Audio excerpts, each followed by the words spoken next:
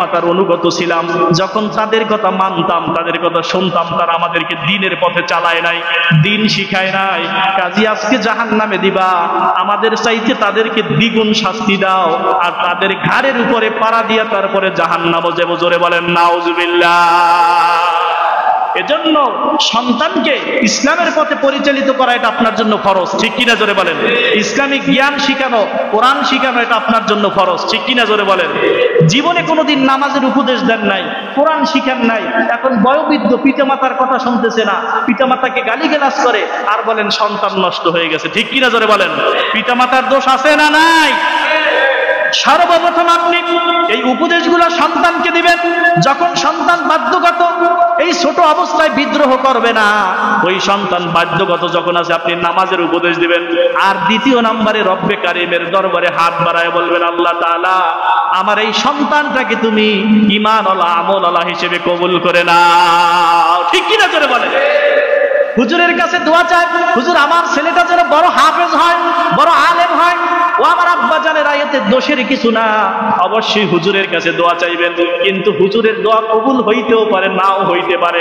আপনি যদি তাহাজ্জুদের মুসাল্লায় চোখের পানি ছেড়ে রব্বে কারীমের কুদরতি কদমে হাত বাড়ায় বলেন, ও আমার আল্লাহ দুনিয়ার সব মানুষ ঘুমায় গেছে, এখন তোমার দরবারে হাত বাড়াইছি, তোমার দরবারে, তোমার দরওয়াজা তো খোলা। রব্বুল আলামিন আমার সন্তানটাকে তুমি যুগ শ্রেষ্ঠ হাফেজ, যুগ শ্রেষ্ঠ আলেম হিসেবে কবুল করে নাও। ওয়াল্লাহি আল্লাহর কসম, হুজুরের দোয়া কবুল হতেও পারে, নাও হতে পারে। ওই তাহাজ্জুদের মুসাল্লায় সন্তানের জন্য পিতামাতার চোখের পানি, আল্লাহর কসম আল্লাহ কবুল না করে আপনার হাত খালি ফিরাইবে না, ঠিক কিনা? এজন্য কয়দিন ফালাইছেন চোখের পানি? সন্তানকে ভালো বানানোর জন্য, স্ত্রীকে ভালো বানানোর জন্য আল্লাহর কাছে সাহায্য চাইতে হবে কি হবে না? আল্লাহ পাক রব্বুল আলামিন বলেন, বান্দা তুমি নামাজের উপদেশ দেবা, দেখেন হাদিস কি বলেন।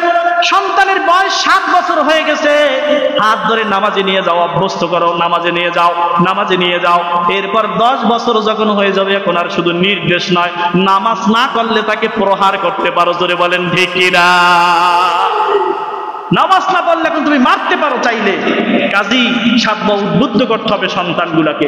আল্লাহ রাব্বুল আলামিন জানায় দিলেন, বান্দা যদি তোমার চরিত্র গঠন করতে হয়, যদি তোমার ঈমানকে নরম করতে হয়, এই দুনিয়ার জীবনে থাকার জায়গা না, দুনিয়ায় থাকতেও পারবা না। কত বড় বড় মানুষ তামাম পৃথিবী শাসন করছে, কিন্তু দুনিয়ায় থাকতে পারে নাই।